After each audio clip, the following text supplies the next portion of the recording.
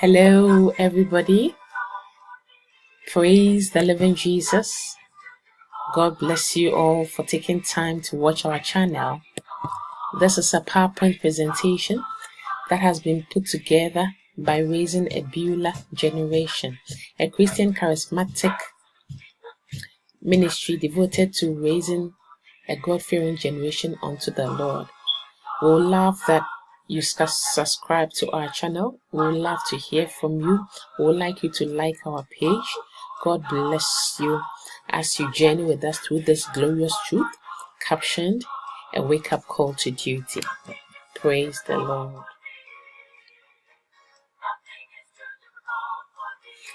This is how our presentation is going to look like. In this order, we'll begin with the introduction and then scale through to our duty. By way of introduction, we'll begin, and by the unction of the Holy Spirit, I'll walk you through this glorious truth of a wake-up call. Did you know that you are a genius? How, you ask? You are able to perform one or more activities that can solve a problem, isn't it? Yes, it is. Wow! Then it also means that you're a functional being of whatever environment you find yourself.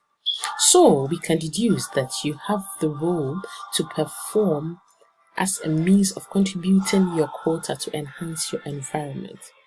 If you agree with me, then indeed it is your time to arise and fulfill more duties to affect the world as a whole. Praise God.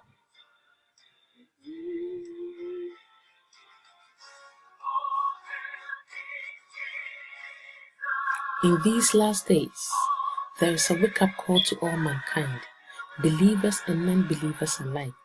Married people have sounded this caution over and over again by virtue of dreams, visions, personal encounter, and other forms of revelation. Yes, it sounds weird, but that is the truth. Bible says the whole duty of man is to obey God. You can make references from the book of Ecclesiastes chapter 12 verse 13 and Deuteronomy chapter 10 verse 12. The coming back of the second Adam, that is Jesus, is so real and near. Do not be deceived, inasmuch as you believe you have a reasoning mind, which is the sense, which is not visible, and also breathe in oxygen, which you equally cannot see. So there is God, and so is heaven and hell real.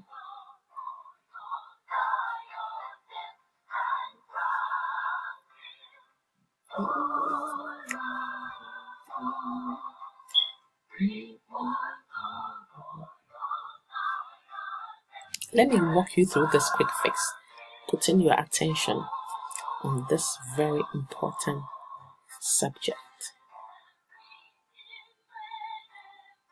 John 10:30 cites the Father is one with the Son, Jesus. 1 John 5 says, there are three that bear record in heaven, the Father, the Son, and the Holy Spirit. And these three are also one. The duties of God in the Bible are executed by these three personalities who are also one. Very deep. Hallelujah. Praise the Lord. Apparently, we have 7,487 promises in the Bible. Amazing, isn't it?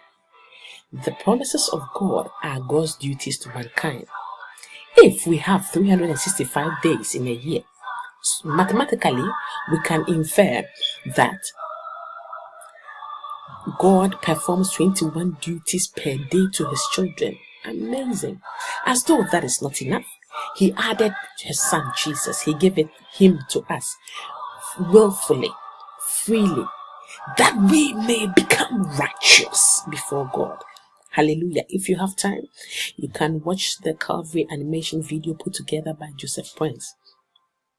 I have also on my own tried to bring out the meaning of the Calvary episode, and you realize that in this diagram you can see our curses, our sicknesses, our sin, our condemnation, death and shame, and all other things that we see as things we don't like in our lives, things that should not be in our lives, things that are not in the image and likeness of our God, were all nailed onto the cross.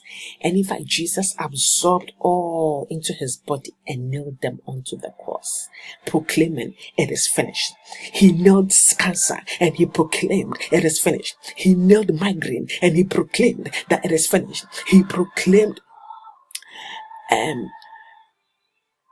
"It is finished" with arthritis. It is finished with headache. It is finished with migraine. It is finished with all manner of diseases that are proclaimed and diagnosed in the hospital by human medics. But God, the original medic, has proclaimed and declared that it is finished. Do take time, I repeat, to watch the Calvary animation video put together by Joseph Prince, a deep and highly spiritual phenomenon which exposes us to the essence of the salvation message of the cross. You know, John 3:16 is exciting. He says, "For God so loved the world that he gave his only begotten Son, Jesus Christ, that whosoever believeth in him should not perish but have everlasting life." This message is indeed a great message of love. God demonstrated his unfailing love at the expense of his Son Jesus. In fact, at this point on the cross, there was nothing beautiful or majestic about his appearance. He was pierced for our transgression. He was crushed for our iniquity. The punishment that brought us peace was laid upon him. And Bible says that from his stripes and wounds receive our healing. You can make inference from Isaiah 53 verse 3. Assuredly, he took our pain, our weakness, our sickness, our trouble, our curses, our condemnation, our sin, and he bore our suffering. He nailed them onto the cross. He proclaimed, "It is finished." He proclaimed, "It is finished." And now we have become righteous before God, firstborns with him, and joint heirs with the Father. What have we also done to replicate this great love? Ecclesiastes chapter 12 verse 13 says, "This is the conclusion of the matter." Underline conclusion of the matter. This is the conclusion of the matter, that we obey God and serve him. This is the duty of man. John 14:15 also connotes that if you love me, you will obey my commandments. In Revelation 22:12, the Bible warns that, "Behold, I am coming quickly, and my reward is with me to give to every man according as his work shall be." Oh, how we all like sheep have gone astray. Each one of us have turned our own ways, strayed from our duty as branches in the vine. We need to know who we are so we can contribute our quota in the vineyard. We need to know who we are so we can contribute our quota in the vineyard. This is very, very important as children of God. This is very, very important. This is a wake-up call to duty. A wake-up call to duty. My brother, a wake-up call to duty. My sister, a wake-up call to duty. My father, a wake-up call to duty. My mother, a wake-up call to duty. Typical examples have been enumerated in the Bible. And we see Abraham, who was the father of faith, Isaac, the promised child, Aaron, the mouthpiece of Moses, Jethro, advisor, who taught Moses delegation of authority, Joshua, who led the Israelites to the promised land, David, the root from which Jesus was birthed, Solomon, the temple builder, Joseph, the father figure for the Messiah, Mary, to house, to birth, to nurture, and to mother the Messiah, Amos, an exemplary man who walked with God, and Elijah, a prophet who demonstrated God's power to displace the Baal worshippers. Just to mention a few. In our present generation, we can continue. We have had powerful men and women of God and children of God who have demonstrated their duty, and it's been amazing.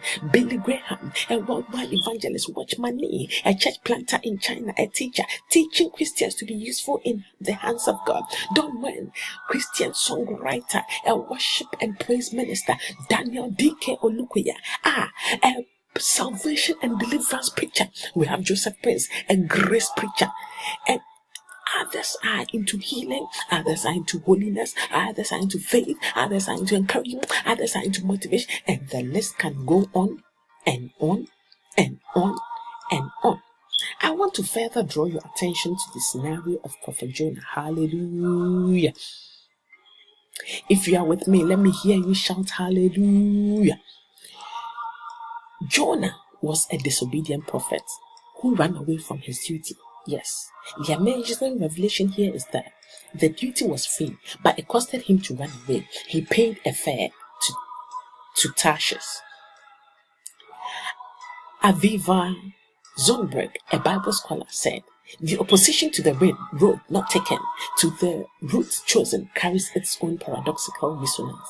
Indeed, Jonah received a few strokes of discipline from God by being thrown overboard to a Jonah-designated submarine. Hallelujah.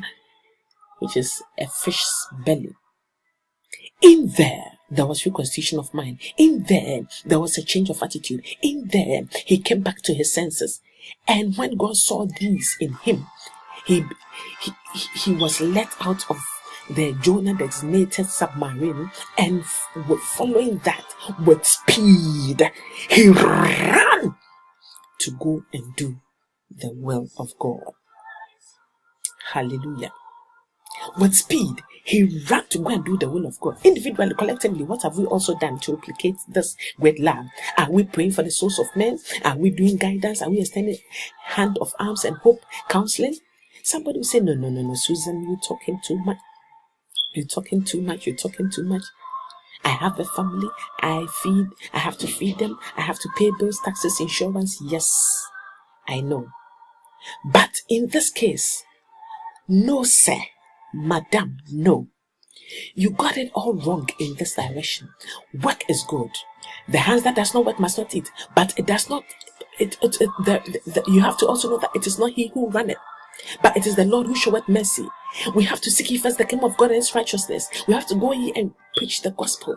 And Bible says that it is when we have done this in Job chapter 36 verse 11, which reiterates that if you spend your time obeying and serving him, then you shall spend all your days in prosperity. Praise the Lord. Somebody say, what if I cannot speak like angels nor preach like Paul? You can tell the love of Jesus and say he died for us all and lead the little children to the Savior. Sing Jesus loves the little children. What if I cannot be a watchman standing on Zion's wall, pointing out the path to heaven, offering peace and life to all? With your time, with your prayers, with your offering, you can do what God demands. You can be like faithful Aaron, holding up the prophet's hand. Hallelujah. Let no one say, I cannot do it. If God can use anything, he can use you. Football is uniting the whole world. Whilst other souls are perishing, God is calling you to do his pleasure. With answer and say, yes, here I am, send me. Hallelujah. You can be a volunteer, a patron, a counselor, offer technical advice, put forward creative ideas for the sustainability of every godly cause around you. Don't wait to be treated like Jonah. There is a book on sale on Amazon titled Run Jonah, Run His Duty, My Duty, that expatiates on your duty as a child of God. Get one and send us an email. God bless you. Please subscribe to our channel. Please subscribe to our channel. Like our page. Let us hear from you. You are blessed. You are highly favored. I am praying for you today. By the mercies of God, the mercy of God will locate you for you to fulfill your duty in full and not in part. You will fulfill your duty in the whole and not in part. In the name of the Father and of the Son and of the Holy Ghost. God has forgiven you for not fulfilling your duty. Now he has brought the awareness. Once that you are aware, now that you are no more in ignorance, I urge you, I beckon you, arise and shine, arise and fulfill your duty to the glory of the Father, to the glory of the Son, and to the glory of the Holy Spirit. That at the end of the day, you will be a heir of hope and of eternal glory to the glory of our Lord Jesus. Be blessed. Peace. Shalom. God bless you for your time. God bless you for your attention. God bless you. Remember, Jesus loves you more. Amen.